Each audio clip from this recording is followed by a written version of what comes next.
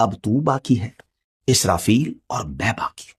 پھر رب عز و جل کے حکم سے عرش حضرت اسرافیل علیہ السلام سے سور لے لے گا، اور پھر ارشاد فرمائے گا اسرافیل بھی فوت ہو جائیں تو وہ بھی فوت ہو جائیں گے۔ اللہ پاک ارشاد فرمائے گا اب کون باقی ہے؟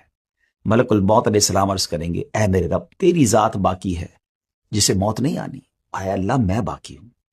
اللہ کریم ارشاد فرمائے گا تم بھی میری مخلوقات میں سے ایک مخلوق ہو، میں نے تمہیں جس کام کے لیے بنایا تم نے اسے دیکھ لیا، کیونکہ اب تو کوئی نہیں تھا نا جس کی روح قبض کرنی ہے، تو ارشاد ہوگا اب تم فوت ہو جاؤ۔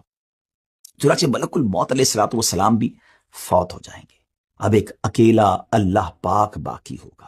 ناظرین اب رب تعالی سبحان اللہ، اب جو اللہ کی طرف سے ارشاد ہوگا نا، اگر اس کو غور سے سنے تو واقعی وہ گوس بمس یعنی رونگٹے کھڑے کر دیتا ہے۔ اب دنیا میں کوئی نہیں ہے، صرف رب تعالیٰ کی ذات ہے، اور وہ 3 بار یہ اعلان فرمائے گا، وہ ارشاد فرمائے گا، ایک کوسچن گویا فرمائے گا، انا الجبار لمن الملک اليوم، میں جبار ہوں، آج کس کی بادشاہی ہے؟ مگر nobody there to answer that question، اس دن تو کوئی جواب دینے والا نہیں ہوگا نا۔ پھر خود رب تعالیٰ جواب ارشاد فرمائے گا، اور کیا فرمائے گا؟ للہ الواحد القہار، ایک اللہ کی بادشاہی ہے جو سب پر غالب ہے، یعنی سب کچھ فنا ہونے والا ہے اور سب کچھ فنا ہو جائے گا۔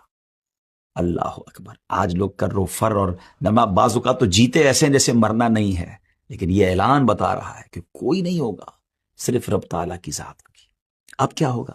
سب سے آخر میں جس ہستی کو موت آئے گی وہ مخلوقات کی روح قبض کرنے والے ملک الموت حضرت اسرائیل علیہ السلام ہے۔ اس کے بعد رب تعالیٰ اس زمین کو دوسری زمین سے بدل دے گا، آسمانوں کو بدل دے گا، اور زمین کو ایسے پھیلا دے گا کہ اس میں اونچا نیچا کوئی ٹیڑھا پن نہیں ہوگا، ٹوٹل اسٹریٹ زمین ہوگی۔